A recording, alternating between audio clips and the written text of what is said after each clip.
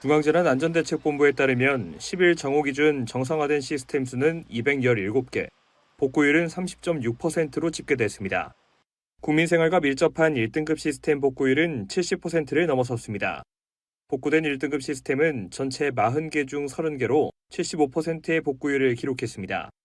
화재로 중단됐던 부동산 종합 공부 시스템 일사편리도 복구됐습니다. 이에 따라 토지대장과 지적도, 부동산 종합증명서 등 부동산 관련 민원 서류 8종의 온라인 발급이 재개됐습니다. 보건복지부는 사회서비스 전자바우처 시스템을 임시 개통했다고 밝혔습니다. 임시 개통에 따라 바우처 결제와 이용자의 본인 부담금 납부 등이 재개됐습니다. 한편 정부는 장비 설치가 완료되는 15일 이후부터는 복구되는 시스템이 빠르게 늘어날 것으로 예상했습니다. 또 시스템별로 최적의 이전과 복구 방안을 마련하기로 했습니다. 화재 피해가 컸던 5층의 7 그리고 7-1 전산실의 시스템은 당초 대구센터로의 이전을 우선적으로 검토했습니다만 대전센터 내의 공간을 활용해서 신속한 복구가 가능할 경우 대전센터에 복구하는 방식도 복구 작업에 투입된 인력 관리에도 나섭니다. 정부는 복구 작업에 투입된 공무원이 복구에만 전념할 수 있도록 중대본 운영과 행정 업무 관련 부담을 줄이기로 했습니다. 업무가 과중한 부서에는 인력을 추가 배치하고 상담사 심리상담 등도 지원합니다. KTV 윤현석입니다. 정부 부처들이 국정자원 화재 이후 안전점검 강화에 나섰습니다. 김정관 산업통상자원부 장관은 공공기관장 회의를 열고 대국민 서비스가 중단 없이 제공돼야 한다고 강조했습니다. 저희 산업부 관련 시스템 중에서도 20개의 시스템이 장애가 발생을 하였고 특히 우리 전략물자 관리 시스템이 지금 정상 작동을 하지 않고 있는 상황입니다. 최대한 빠르게 복구할 수 있도록 노력을 하면서 국민과의 소통 채널을 강화하는 등 안전 문제는 원점에서부터 점검할 것을 주문했습니다. 이에 따라 산업부 산하기관들은 시설 점검, 중대재해 관리 등 사고 예방 활동을 확대할 예정입니다. 또 보안 관련 매뉴얼을 확인하고 해킹 대응 방안도 마련할 방침입니다. 특히 사고 발생 시 대응 체계가 실제 상황에 맞게 작동하도록 점검할 계획입니다. 기관장님들이 가신다고 미리 알려놓고 하는 경우가 있고 그럴 경우 대부분이 정상적으로 작동이 되는데 불시에 예고 없이 한번 직접 민원인의 입장에서 한번 꼭 점검을 한번 해주시기를 부탁드리겠습니다. 기획재정부도 대국민 서비스 복구와 함께 재난대응 매뉴얼을 점검하겠다고 밝혔습니다. 또한 국세청, 관세청 등 외청별 안전관리를 강화하고 사고 발생 시 가동할 수 있는 신속 대응 체계를 마련하겠다고 전했습니다. 한편 기재부는 외총 공공서비스에 AI를 도입하는 등 대국민 서비스 품질을 높일 계획입니다. KTV 조태영입니다. 현지 시간으로 지난 7일 EU 집행위원회는 기존 철강 세이프가드 조치를 대체할 새로운 저율 관세 할당 제도 도입 계획을 발표했습니다. 모든 수입산 철강 제품의 연간 수입 쿼터를 기존보다 47% 줄어든 1,830만 톤으로 제한하고 수입 쿼터 초과 물량의 관세율을 기존 25%에서 50%로 인상합니다. Introduce a prohibitive 50% out of quota tariff. Imports from all third countries except European Economic Area partners will be covered. EU가 철강 최대 수출 시장인 한국은 직격탄을 맞을 것으로 우려되고 있습니다. 산업통상자원부는 박종원 통상차관보 주재로 철강업계와 EU 철강 수입 쿼터 도입 관련 대응 계획을 논의했습니다. 정부는 우선 EU가 쿼터 물량 배분 시 FTA 체결국을 고려하겠다고 밝힌 만큼 통상 채널을 총동원해 대응에 나섭니다. 국내 업계의 피해 최소화를 위해 공식, 비공식 협의 채널을 적극 가동하기로 했습니다. 또한 WTO와 한 EU FTA상 적절한 채널 활용도 지속적으로 검토할 계획입니다. 수출 기업의 어려움을 덜기 위해 금융지원책도 마련할 예정입니다.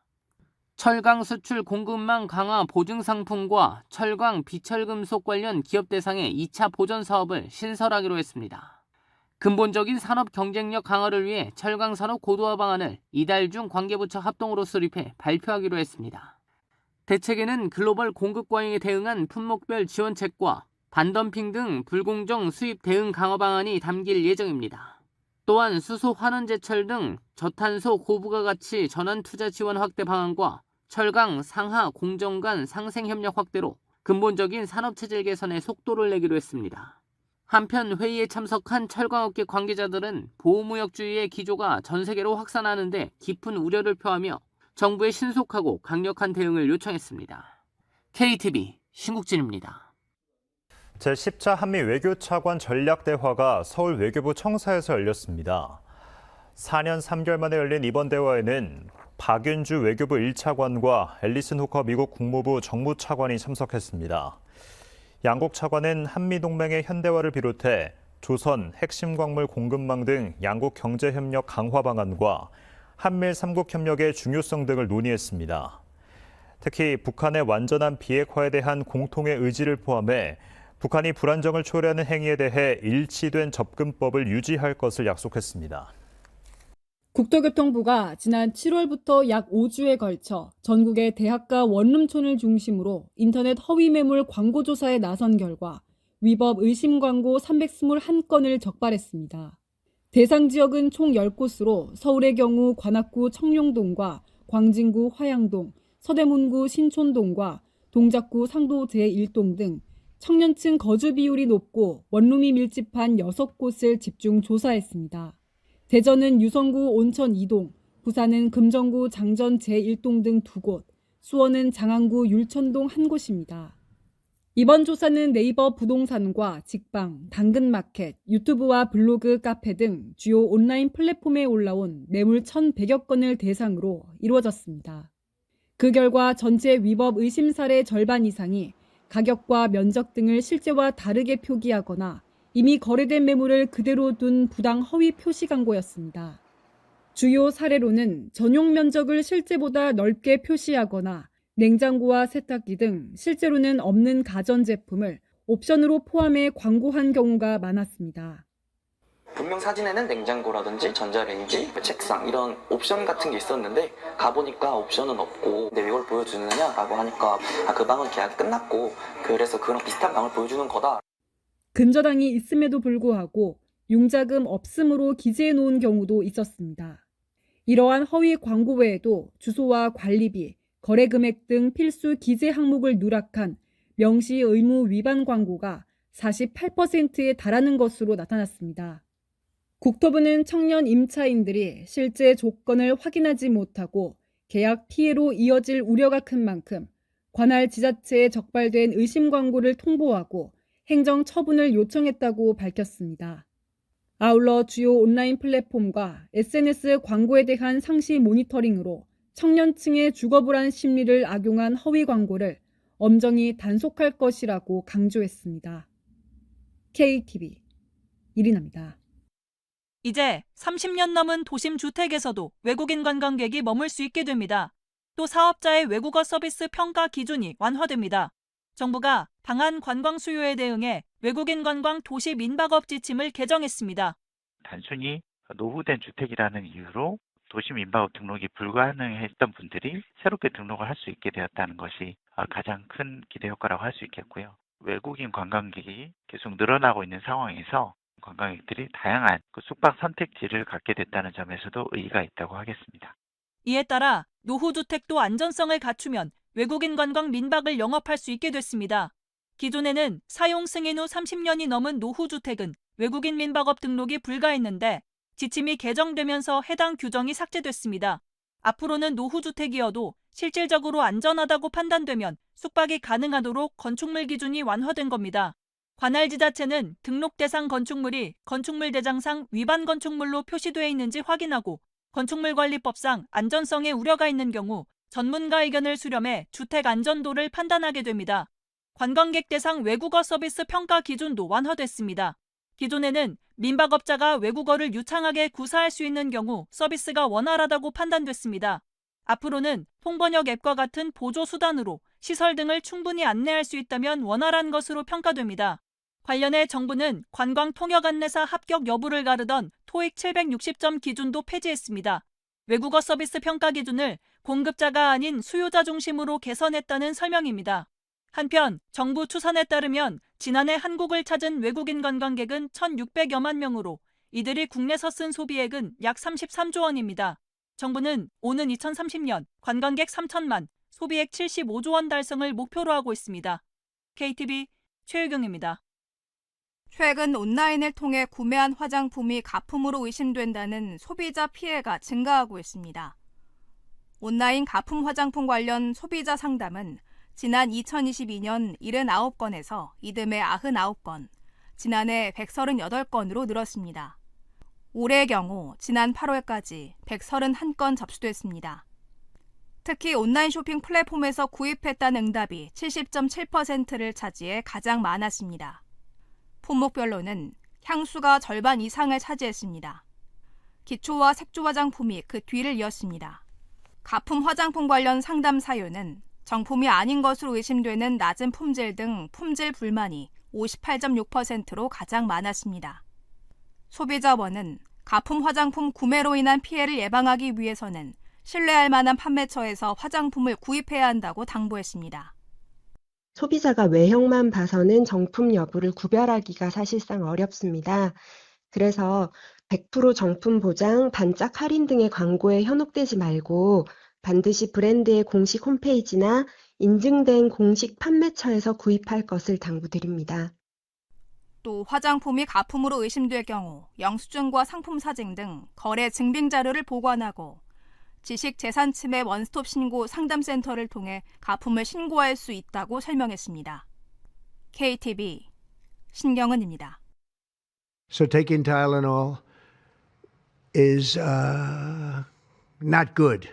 임신부가 타이레놀을 먹으면 자폐아 출산 위험이 커진다며 최근 위험성을 경고한 트럼프 미국 대통령. 논란은 확산됐습니다.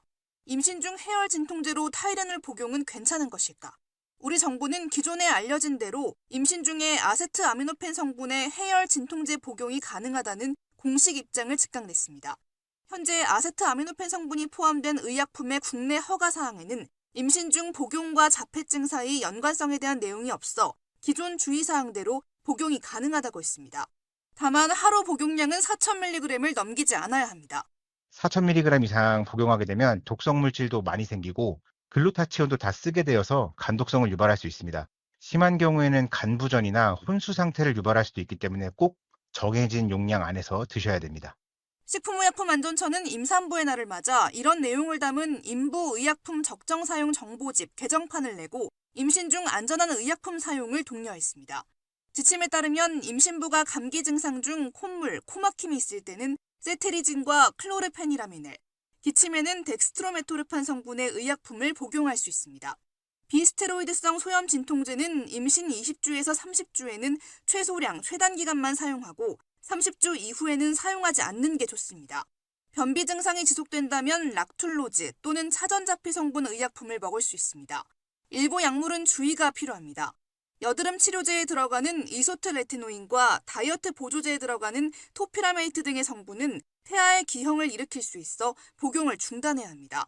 식약처는 임신 중 의약품 사용은 임부와 태아 건강에 직결되는 만큼 복용 전 반드시 전문가와 상의할 것을 권고했습니다. KTV 정유리입니다. 한 전자담배 무인 판매점에 신분증 필수라는 안내문이 붙어 있고 매장 곳곳에도 19세 미만 금지 표시가 눈에 띕니다. 하지만 실제 인증 절차는 허술합니다. 청소년도 타인의 신분증을 빌리거나 도용해 손쉽게 접근할 수 있습니다. 촬영 관계자의 신분증으로 성인 인증을 시도해봤습니다. 제 신분증이 아님에도 얼굴이나 지문 확인이 없이 결제 단계로 넘어갑니다. 현행법상 담배는 연초에 2% 규정돼 있어 합성 니코틴 전자담배는 규제에서 빠져 있습니다. 온라인 무인 판매가 가능하고 미성년자 판매에 관한 처벌도 어렵습니다. 지난달 25일 합성 니코틴도 포함하는 담배사업법 개정안이 국회 기재위 소위에서 9년 만에 통과됐습니다. 여야 합의로 이뤄진 만큼 본회의 통과 가능성도 높습니다. 개정안이 시행되면 지자체의 판매 허가를 받아야 합성 니코틴 전자담배를 팔 수 있고 온라인 자동 판매기 판매는 전면 금지됩니다. 광고도 규제돼 청소년들의 무분별한 접근이 크게 줄어들 전망입니다. 정부는 소상공인 피해를 줄이기 위해 소매점 간 거리 제한은 2년 유예하고 세금도 한시적으로 절반 감면합니다.